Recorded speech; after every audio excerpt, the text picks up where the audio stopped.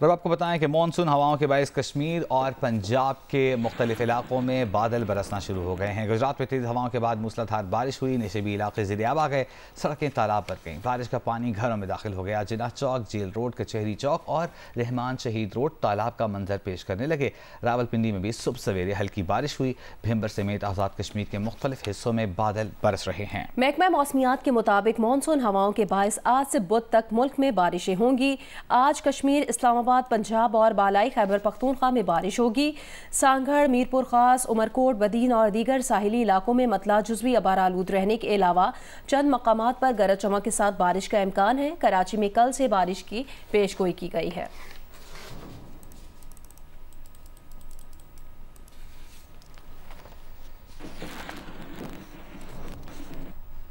भिंबर आज़ाद कश्मीर में बारिश का सिलसिला दूसरे रोज़ भी जारी है। नशेबी इलाके ज़िरियाब आ गए हैं, जबकि बिजली के पोल गिरने से कई इलाकों की बिजली मुनक़ता हो गई है। मज़ीद बता रहे हैं नुमाइंदा जियो न्यूज़ इसहाक चौधरी। जी बिल्कुल ही, भिंबर में आज दूसरे रोज भी बारिश का सिलसिला जारी है और मूसलाधार बारिश से बहुत से जो नशेबी इलाके हैं जिनमें कोठी मोड़ शामिल है वो ज़ेरियाब आ गए हैं। पानी जो है वो लोगों के घरों में दाखिल हो गया है। दूसरी तरफ आंधी तूफान की वजह से भिंबर के बहुत से नवाही इलाके जो हैं उनमें बिजली के पोल गिरने की वजह से बिजली का सिलसिला मुअत्तल हो गया है। ज़िली इंतजामिया की बात करें तो वो पूरी तरह से चौकस हैं और किसी भी आगामी सूरत हाल से निपटने के लिए उन्होंने तमाम इदारों को अलर्ट जारी कर दिया है, जबकि लोगों को मना किया गया है कि वो बारिश के दौरान नदी नालों की तरफ जाने से गुरेज करें। बिजली के बिलों में महंगाई के खिलाफ रावलपिंडी के लियाकत बाग में जमात इस्लामी का धरना तीसरे रोज में दाखिल हो गया है। रावलपिंडी में आज भी बारिश हुई है। मजीद सूरत हाल बताएंगे जियो न्यूज़ के नुमाइंदे मोहम्मद कामरान। जी, इस वक्त हम रावलपिंडी लियाकत बाग के मुकाम पर मौजूद हैं, जहां पर जमात इस्लामी की तरफ से धरना जारी है। आज धरने को तीसरा रोज़ शुरू हो चुका है। गुज़श्ता रात से रावलपिंडी और इस्लामाबाद शहर के अंदर बारिश का भी सिलसिला वक्फे वक्फे से जारी है। यहाँ पर धरने के शुरा के लिए जो कालीन बिछाए गए थे वो भी अभी मुकम्मल तौर पर बारिश की वजह से भीग गए हैं, लेकिन कारकुनान के जो जज्बे हैं उनका कहना है कि अभी भी हम जो है वो हिम्मत नहीं हारेंगे। ये तो गर्मियों की बारिश है, इसको तो हम जो है वो एंजॉय करते हैं। इसके अलावा आपको बताते चलें कि हुकूमत की जानिब से गुज़श्ता रात जो मुज़ाकराती टीम है वो भी धरने में उन्होंने शिरकत की और यहाँ की जो जमात इस्लामी की जो मुज़ाकराती टीम है उनसे मुलाकात भी हुई उनकी, और आज से जो है वो मुकम्मल तौर पर मुज़ाकरात का अमल शुरू हो जाएगा। जमात इस्लामी का कहना है कि जब तक हमारे मुतालबात मंजूर नहीं कर लिए जाते धरना जारी रहेगा। अमीर जमात इस्लामी हाफिज़ नईम रहमान ने रावलपिंडी में धरने के शुरका से खिताब करते हुए कहा है कि हुकूमत ने अगर हमारे मुतालिबात नहीं माने तो ये धरना रुकेगा नहीं बल्कि मज़ीद आगे बढ़ेगा। हाफिज़ नईम ने कहा कि हुकूमत सुन ले, हम यहाँ 25 करोड़ आवाम का हक लेने आए हैं। अगर हुकूमत ने हमारे मुतालिबात को नहीं माना, आवाम को रिलीफ नहीं दिया, बिजली की कीमतें कम नहीं की, IPPs को लगाम नहीं दी, तनख्वाहदारों का टैक्स खत्म नहीं किया, स्लैब जो लगाया है वो खत्म नहीं किया, पेट्रोल की लेवी खत्म नहीं की, तो फिर ये धरना यहाँ भी रहेगा और आगे भी बढ़ेगा। हुकूमत के लोगों इस बात को समझ लो कि हम हक लेने आए हैं, अपना नहीं, पाकिस्तान के 25 करोड़ लोगों का हक लेने के लिए आए हैं। हुकूमती मुज़ाकराती कमेटी की जमात इस्लामी के धरने में आमद हुई। जमात इस्लामी ने मुज़ाकरात की हुकूमती दावत कबूल कर ली है। हुकूमत और जमात इस्लामी के दरमियान मुज़ाकरात का पहला दौर आज होगा। अता तारा ने कहा कि हुकूमत महंगाई के खात्मे के लिए नेक नीयत ही से काम कर रही है, बातचीत के जरिए मसाइल को हल करेंगे।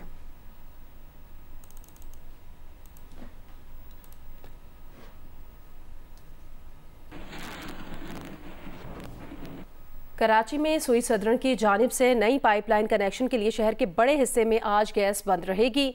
सुई सदरन के मुताबिक 31 किलोमीटर तवील गैस पाइपलाइन को सिस्टम से जोड़ा जाएगा, जिसके लिए इतवार सुबह 5 बजे से पीर सुबह 5 बजे तक मुख्तलिफ इलाकों में गैस बंद होगी। सुरजानी नॉर्थ कराची के तमाम सेक्टर्स, मंगू पीर, कस्बा कॉलोनी, औरंगी नॉर्थ, नाजिमाबाद के तमाम ब्लॉक्स मुतासिर होंगे।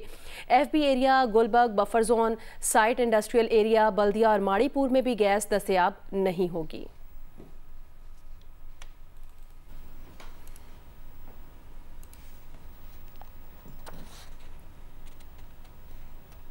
कराची में औरंगी टाउन नंबर 10 में घर में गैस सिलेंडर फटने से खवातीन और बच्चों समेत 11 अफराद जख्मी हो गए।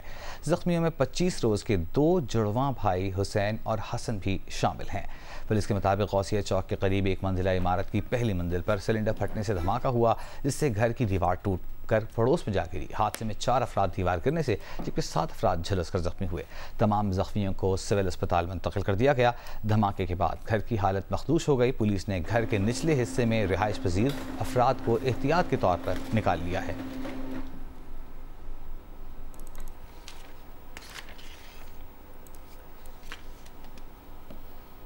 घोटकी में डाकुओं ने हिफाजती बंद पर कायम पुलिस चौकी पर हमला कर दिया। हमले में 2 पुलिस एहलकार शहीद हो गए हैं। एसएसपी घोटकी के मुताबिक शर गैंग के दर्जन से ज़ायद डाकुओं ने जदीद असलहे और रॉकेट लॉन्चर से थाना आंदल संदरानी की हदूद में वाक़ हिफाजती बंद पर पुलिस चौकी पर, जिसका नंबर 46 था, हमला किया। हमले में पुलिस एहलकार ज़हीर तहीम और अब्दुल कादिर शहीद हो गए। पुलिस की जवाबी फायरिंग से डाकुओं के जख्मी होने की इत्तलात हैं। एसएसपी के मुताबिक पुलिस की भारी नफरी तलब करके डाकुओं का ताक़ुब किया जा रहा है। खैबर पख्तूनख्वा के ज़िला टांक में सिक्योरिटी फोर्सेज ने इंटेलिजेंस बुनियाद पर ऑपरेशन किया। ISPR के मुताबिक शदीद फायरिंग के तबादले में 4 दहशतगर्द हलाक हो गए। मारे गए दहशतगर्दों से असलहा और गोला बारूद बरामद किया गया। ISPR का कहना है कि हलाक दहशतगर्द सिक्योरिटी फोर्सेज के खिलाफ दहशतगर्दी, अगवा और टारगेट किलिंग की कार्रवाइयों में मुलव्वस थे।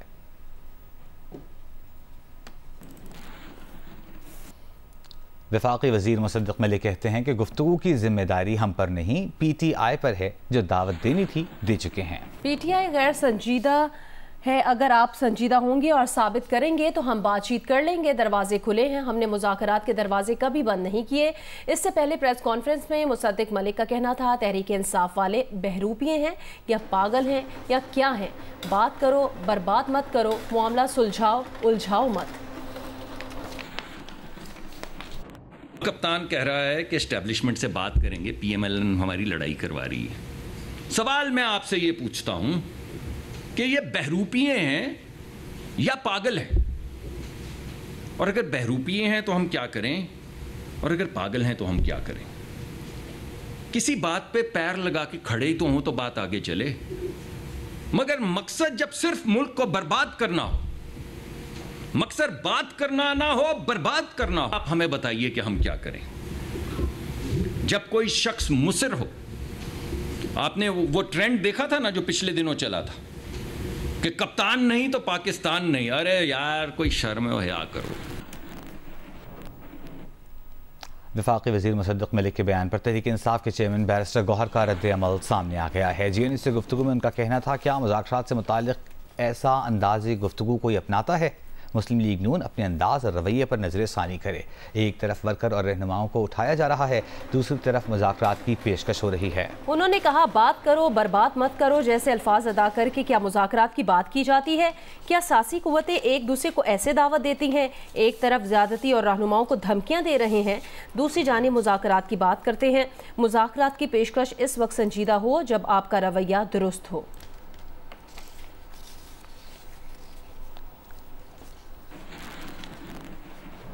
वज़ीर आला खैबर पख्तूनख्वा अली अमीन गंडापुर ने कहा कि अंदर कुछ बाहर कुछ, ये इनका किरदार है। हमने आइन की पासदारी की है, आइन तोड़ने वाले ये लोग हैं। इदारों से दरख्वास्त करता हूँ कि आप न्यूट्रल हो जाएं। लोग आपसे गिला कर रहे हैं, लोग समझ रहे हैं कि उन्हें लाने वाले आप हैं। वो मैदान में मीडिया से बातचीत कर रहे थे। ये नाअहल है, ये निकम्मे हैं, और मैं तो कहता हूँ ये पनौती आज़म है। पनौती क्या होता है? मनहूस। जिस चीज़ में हाथ डालते हैं वो चीज़ तबाह हो जाती है। जिस चीज़ में हाथ डालते हैं वो चीज़ तबाह हो जाती है। मेरी इदारों से रिक्वेस्ट है कि आप न्यूट्रल हो जाएं, इनके साथ रह के। ये नहुसत का लानतान आप पे आ रहा है। लोग आपसे गिला कर रहे हैं क्योंकि लोग ये समझ रहे हैं कि आप इनको लाने वाले आप हैं। इनसे अपने आप को डिसएंगेज करो, वरना मजीद नफरतें आपके खिलाफ फैल रही हैं। मुस्लिम लीग नून खैबर पख्तूनख्वा के सेक्रेटरी इत्तलात इख्तियार वली की वज़ीर आला KP पर जवाबी वार। कहा, नून लीग की हुकूमत में पेट्रोल 65 रुपये लीटर और बिजली 5 रुपये फ़ी यूनिट थी, जो अब 54 रुपये फ़ी यूनिट तक ले गए। KP में 34 यूनिवर्सिटीज़ में से 18 को आप बंद कर रहे हैं, मगर नून लीग इसके खिलाफ मुहिम चलाएगी। PTI हुकूमत ने खैबर पख्तूनख्वा में दहशत गर्दी इम्पोर्ट की। अली अमीन गंडापुर साहब कहते हैं कि जब हमने हुकूमत छोड़ी थी तो पेट्रोल और डीजल का क्या रेट था और बिजली का क्या रेट था। तो अली अमीन गंडापुर साहब, मैं आपको बताता हूँ, आपको जब हुकूमत छोड़ी नहीं थी, जब आपने हुकूमत ली थी, जब नवाज शरीफ को नाअहल किया गया तो उस वक्त पेट्रोल की कीमत 65 रुपए थी। फिर आपने ये कहा कि बिजली का रेट हमने क्या छोड़ा है, तो बिजली का रेट मैं आपको बताता हूं, जब हमारी हुकूमत चली गई उस वक्त ये 5 रुपए का यूनिट हुआ करता था, 5 रुपए का यूनिट हुआ करता था। और जब आपकी हुकूमत खत्म हुई, पौने 4 साल जब आपकी मुसल्लत शुदा और सेलेक्टेड हुकूमत जब खत्म हुई, तो ये बिजली का यूनिट आप 54 रुपए पर छोड़कर गए हैं। आटे का एक थैला ये 600 रुपए का मिलता था। आपकी हुकूमत जब गई पौने 4 साल हुकूमत करके, ये 3000 रुपए पहुंच चुका था। आप खैबर पख्तूनख्वा के जंगलात खा गए, आपके बिलियन ट्रीज का जमीन पर कोई वजूद नहीं है। टोटल हमारे पास 34 यूनिवर्सिटियां हैं, उसमें 18 यूनिवर्सिटियां आप बंद करने जा रहे हैं। पाकिस्तान का कोई सूबा ऐसा नहीं है जहां पर यूनिवर्सिटियां बंद नहीं रही हों, और आप यूनिवर्सिटियां बंद करने जा रहे हैं। मैं आपको बताता हूं कि इंशाअल्लाह हम बहुत जल्द इस पे एक कैंपेन लॉन्च कर रहे हैं, मास मोबिलाइजेशन करेंगे। हम वफाकी हुकूमत से दरखास्त करेंगे कि हमें मजीद यूनिवर्सिटियां भी बना कर दे, और जो यूनिवर्सिटियां बन चुकी है, आप तलबा के, पाकिस्तान और खैबर पख्तूनख्वा के तलबा के मुस्तकबिल के साथ आपको खेलने नहीं देंगे। ये यूनिवर्सिटियां हम आपको बंद नहीं करने देंगे। दहशतगर्दी के खिलाफ आप लड़ नहीं सकते। दहशतगर्दी को आप स्वात और काशगर के रास्ते अपने सूबे में खुद इम्पोर्ट कर चुके हैं। वज़ीर आला सिंध मुराद अली शाह का कहना है, IPPs के मसले को हुकूमत संजीदा ले रही है। जिन अजला में बिजली नहीं, वहाँ तरजीही बुनियाद पर सोलर फराहम किए जाएंगे। सजावल में मीडिया से गुफ्तगू में वज़ीर आला सिंध ने कहा कि एक बार फिर पीपल्स पार्टी किसी पार्टी पर पाबंदी के हक में नहीं है, लेकिन PTI पर पाबंदी के हवाले से तहरीक इंसाफ को फैसला करना होगा कि वो चाहती क्या है। पहले उनके जहनों में कुछ और था, अब ये लाइन बदल रहे हैं। इन्हें अपनी लाइन क्लियर करना होगी। PTI का कौन सा, पाकिस्तान तहरीक इंसाफ का कौन सरबराह, इस तरीक़ेकार कानून में ये है कि अगर आज़ाद जीत के आता हूँ तो मुझे पहले खुद इजहार करना पड़ता है कि मैं किसी पार्टी को ज्वाइन करना चाहता हूँ, और इस पार्टी ने भी मुझे एक्सेप्ट करना पड़ता है कि जी आप इस पार्टी में आ जाए। अब वो PTI का कौन एक्सेप्ट करेगा, उसका सदर तो कोई है नहीं, इलेक्शन उन्होंने कराए नहीं। PTI को अपनी सिमत दुरुस्त करनी होगी अगर उसने इस बैन से निकलना है। पाकिस्तान पीपल्स पार्टी का कभी ये मौक़िफ़ नहीं रहा कि किसी सियासी जमात की पाबंदी की बात भी की जाए, लेकिन उस सियासी जमात को भी वो डेमोन्स्ट्रेट करना होगा कि वो मुल्क की सालमियत पे यकीन रखती है। पेरिस ओलंपिक्स में कैनेडियन टीम को न्यूजीलैंड टीम की जासूसी करना महंगा पड़ गया। फीफा ने पेरिस ओलंपिक्स में कैनेडियन वुमेन टीम के 6 पॉइंट्स काटने के साथ कैनेडियन टीम के हेड कोच, 2 असिस्टेंट कोचेस पर 1 साल की पाबंदी लगा दी। पेरिस ओलंपिक्स के दौरान कैनेडियन टीम को न्यूजीलैंड टीम की जासूसी करना महंगा पड़ गया। कनाडा विमेन टीम के head coach Bev Priestman, assistant coach Jasmine Mander और जोसेफ लंबार्दी पर पाबंदी आयद कर दी गई। कैनेडियन फुटबॉल एसोसिएशन पर 2 लाख स्विस फ्रैंक जुर्माना भी आयद किया गया। कैनेडियन टीम पेरिस ओलंपिक्स में न्यूजीलैंड की तैयारियां देखने के लिए ड्रोन इस्तेमाल कर रही थी। फीफा ने पेरिस ओलंपिक्स में कैनेडियन विमेन टीम के 6 पॉइंट्स काटने के साथ कैनेडियन टीम के हेड कोच और 2 असिस्टेंट कोच पर 1 साल की पाबंदी आयद कर दी। पेरिस ओलंपिक्स शूटिंग मुकाबलों में पाकिस्तान के गुलफाम जोसेफ और Kashmala Talat 10 metre air pistol मुकाबलों के फाइनल राउंड में जगह ना बना सके। खवातीन के मुकाबलों में कशमाला तलत 31वीं पोजीशन पर रहीं, जबकि मेंस इवेंट में गुलफाम का 22वां नंबर रहा। पेरिस ओलंपिक्स में मुकाबलों के बाज़ाब्ता पहले रोज पाकिस्तान के 2 एथलीट्स एक्शन में थे, ताहम दोनों ही अच्छा आगाज ना कर सके। मर्दों की 10 मीटर एयर पिस्टल शूटिंग में गुलफाम जोसेफ अपने माजी का रिकॉर्ड ना बरकरार रख सके और 33 में से 22वें नंबर पर रहे। दूसरी सीरीज में गुलफाम ने 9 टारगेट मिस किए और सिर्फ 91 पॉइंट्स हासिल कर सके, जिसकी वजह से उनकी पोजीशन काफी मुतासिर हुई। उनका मजमूई स्कोर 571 रहा। खवातीन की 10 मीटर एयर पिस्टल शूटिंग में कशमाला तलत भी नुमाया कारकर्दगी का मुजाहिरा ना कर सकी। पाकिस्तान की शूटर ने 6 सीरीज में मजमूई तौर पर 567 पॉइंट्स हासिल किए। कशमाला ने पहली सीरीज में 93, दूसरी में 97, तीसरी में 94 पॉइंट्स हासिल किए। आखिरी 3 सीरीज में पाकिस्तानी शूटर ने 93, 95 और 95 पॉइंट्स हासिल किए। मजमूई तौर पर वो 31वें नंबर पर रहीं। कशमाला और गुलफाम जोसेफ 29 जुलाई को मिक्स टीम के इवेंट में भी शरीक होंगे। कशमाला तलत खवातीन की 25 मीटर पिस्टल मुकाबलों में भी शरीक होंगी। पेरिस ओलंपिक्स में पाकिस्तान के दोनों स्विमर्स कल एक्शन में होंगे, जहां आरा खवातीन की 200 मीटर फ्री स्टाइल जबकि अहमद दुरानी मर्दों की 200 मीटर फ्री स्टाइल के लिए पूल में उतरेंगे। खवातीन के इवेंट में पाकिस्तान और भारत की स्विमर्स एक ही हीट में शामिल हैं। पेरिस ओलंपिक्स में पाकिस्तान के दोनों स्विमर्स ने यूनिवर्सैलिटी कोटा पर एंट्री हासिल की है। ये दोनों ही इतवार को एक्शन में होंगे। मर्दों की 200 मीटर फ्री स्टाइल में अहमद दुरानी समेत 28 स्विमर्स 4 हीट्स में एक्शन में होंगे। अहमद दुरानी पहले हीट में दीगर स्विमर्स के साथ पूल में उतरेंगे। इस हीट में शाम के उमर अब्बास, सलवानिया के सासू बोस्कान और सर्बिया के विलियम सेपानोविच उनके साथ शामिल हैं। अहमद का एंट्री टाइम 1 मिनट 55.68 सेकंड्स है, जो तमाम मुकाबिल स्विमर्स में सबसे ज़्यादा है। ख़वातीन की 200 मीटर फ्री स्टाइल में जहारा नबी समेत 31 स्विमर्स एक्शन में होंगे। जहारा पहली हीट में दीगर 6 स्विमर्स के साथ नामजद हैं, जिनमें भारतीय स्विमर्स भी शामिल हैं। ख़वातीन की 200 मीटर में 31 में से 16 बेहतरीन स्विमर्स सेमीफाइनल के लिए क्वालिफाई करेंगे। सेमीफाइनल क्वालिफाई करने की सूरत में दोनों एथलीट्स शाम में फिर एक्शन में होंगे। भारत ने पहले T20 में श्रीलंका को 43 रन से हरा दिया। भारत के 213 रन के जवाब में श्रीलंकन टीम 177 रन बनाकर आउट हो गई। पहले खेले में खेले गए मैच में भारत ने पहले खेलते हुए 7 विकेट पर 213 रन बनाए। कप्तान सूर्य कुमार यादव 58 रन बनाकर नुमाया रहे। ऋषभ पंत ने 49 और यशवी जायसवाल ने 40 रन बनाए। श्रीलंका की जानिब से पति राणा ने 4 खिलाड़ियों को आउट किया। जवाब में श्रीलंकन टीम 170 रन बनाकर आउट हो गई। पाथम निसानका 79 रन के साथ नुमाया बैटर रहे। रियान पटेल ने 3, अर्शदीप सिंह और अक्षर पटेल ने 2-2 विकेटें हासिल की। भारत ने 3 मैचों की सीरीज में 1-0 की बढ़तरी हासिल कर ली। पाकिस्तानी खातून अनम अजीज और अमार भट्ट ने 8051 मीटर बुलंद ब्रॉड पीक को सर कर लिया है। अनम उज़ैर ब्रॉड पीक को सर करने वाली दूसरी पाकिस्तानी खातून हैं। पाकिस्तानी खातून अनम उज़ैर और अमार भट्ट ने शहरोज काशिफ की निगरानी में ब्रॉड पीक को सर कर लिया। पाकिस्तानी खातून अनम उज़ैर 8051 मीटर बुलंद दुनिया की 12वीं बुलंद चोटी को सर करने वाली दूसरी पाकिस्तानी खातून बन गई हैं। अनम उज़ैर से कबल नायला कियानी ने ब्रॉड पीक की चोटी को सर किया था। ब्रॉड पीक अनम उज़ैर के करियर की दूसरी 8000 मीटर से बुलंद चोटी है। इससे पहले उन्होंने नेपाल में 8163 मीटर बुलंद चोटी मनासलो पीक को सर किया था। कराची में शारा फैसल पर नाता खान पुल पर खराब होने वाले सेकंड ट्रैक की मरम्मत कर दी गई है। तफसील देखिए कमर अली मस्तोई से।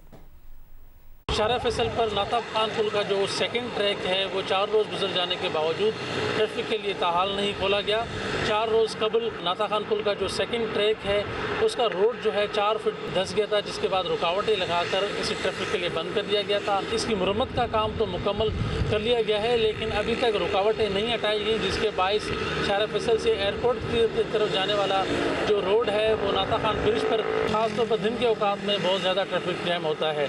ट्रैफिक ऐसा कहना है कि अब चूँकि मरम्मत जो है वो हो गई है रोड के उससे की जो मुतासर हुआ था, तो अब जो है मुमकिन तौर पर आज जो है वो नाता खान ब्रिज का ये हिस्सा जो है उसे ट्रैफिक के लिए खोल दिया जाएगा। स्वात के मरकजी शहर मैंगोरा में ट्रैफिक जैम मामूल बन गया है, जिसके बायस शहरियों को आमद रफ्त में मुश्किलात का सामना है। मजीद बता रहे हैं नुमाइंदा जियो न्यूज़ महबूब अली। जी बिल्कुल, मिंगोरा शहर स्वात का सबसे बड़ा और खैबर पख्तूनख्वा का दूसरा बड़ा शहर है, जिसकी आबादी अब 8 लाख नफूस से भी तजावज़ कर गई है।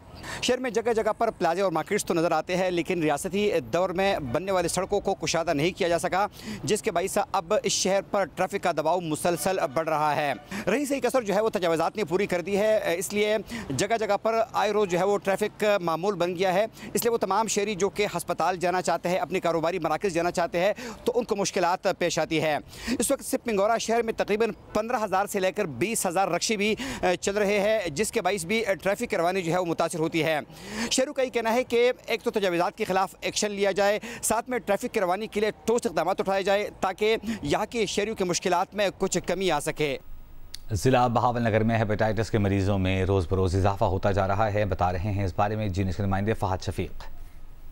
जी बिल्कुल, दुनिया भर में आज हेपेटाइटिस का आलमी दिन मनाया जा रहा है। बहावलनगर ज़िले का शुमार उन अजला में होता है जहां हेपेटाइटिस बहुत तेज़ी से फैल रहा है। एक मुहतात अंदाजे के मुताबिक हेपेटाइटिस बी की रेशो जो है वो 5%, जबकि हेपेटाइटिस सी की रेशो जो है वो 10 से 12% हो चुकी है बहावलनगर में, और ये रेशो जो है वो दिन ब दिन बढ़ती ही जा रही है। ज़िला बहावलनगर के जो सीवरेज सिस्टम है वो भी इसमें किरदार अदा कर रहा है। इसके साथ जो पीने का साफ पानी है वो भी शहरियों को नहीं है, और जो DHQ में काफ़ी मरीज ऐसे हैं जो आए रोज़ जो है वो स्क्रीनिंग के लिए आते हैं और हेपेटाइटिस जो है उनमें पॉजिटिव मिलता है।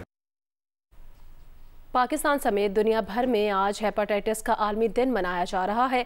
पाकिस्तान में 1.5 करोड़ अफराद इस मरज़ में मुब्तला हैं, जबकि खैबर पख्तूनख्वा में 10 लाख अफराद हेपेटाइटिस बी और 12 लाख अफराद हेपेटाइटिस सी में मुब्तला हैं। इस दिन के मनाने का मकसद हेपेटाइटिस जैसे तेज़ी से बढ़ते हुए मरज़ के बारे में लोगों को आगाही देना है। पेशावर से रिपोर्ट करेंगी शीबा हैदर। हेपेटाइटिस एक जानलेवा मर्ज है। हेपेटाइटिस बी और सी खतरनाक तस्वर किया जाता है, जो इस्तेमाल शुदा सिरिंज के जरिए एक इंसान से दूसरे इंसान को मुंतकिल होता है। खैबर पख्तूनख्वा में 10 लाख अफराद हेपेटाइटिस बी और 12 लाख अफराद हेपेटाइटिस सी में मुब्तला है। पहले इसने ऑपरेशन किया तो उसके बाद ठीक हो गया, अब उसको लेके आए, अरकान हुआ है, अरकान के बाद डॉक्टर जिगर को नुकसान हुआ है, उसको ठीक करवाना है, इंशाल्लाह वो ठीक हो जाएगा। फिर अभी इलाज करवा रहे हैं। पाकिस्तान में 1.5 करोड़ अफराद यरकान में मुब्तला हैं। माहिरीन सेहत के मुताबिक 90% अफराद को यरकान के बारे में बर वक्त पता ही नहीं चलता। गंदे पानी और नाकिस सीवरेज सिस्टम के बायस हेपेटाइटिस बी पर अब तक काबू नहीं पाया जा सका। अगर वक्त पे इलाज न हो जाए तो ये मुख्तलिफ पेचीदगी पैदा करती है, जिनमें सबसे कामन सेरोसिस लेवर के थे, जिसमें लेवर सुकड़ जाती है और लेवर के सुकड़ने की वजह से फिर इंसान में मुख्तलिफ और पेचीदगियाँ बढ़ जाती है। माहिरीन सेहत का कहना है कि पहले हेपेटाइटिस का इलाज खासा महंगा था, ताहम अब इस मर्ज की वैक्सीन मुल्क में बासानी दस्तयाब होने से शरह अमवात में कमी आई है। महकमे सेहत खैबर पख्तूनख्वा के अदाद-ओ-शुमार के मुताबिक सूबे में हर साल हेपेटाइटिस के मरीजों की शरह में 10% इजाफा हो रहा है। माहिरीन सेहत का कहना है कि बीमारी पर काबू पाने के लिए जहां हुकूमत को तवज्जो देनी होगी, वहीं शहरियों को भी एहतियाती तदाबीर इख्तियार करनी होंगी। कैमरामैन शाहिद अहमद के साथ शीबा हैदर, जो न्यूज़, पेशावर।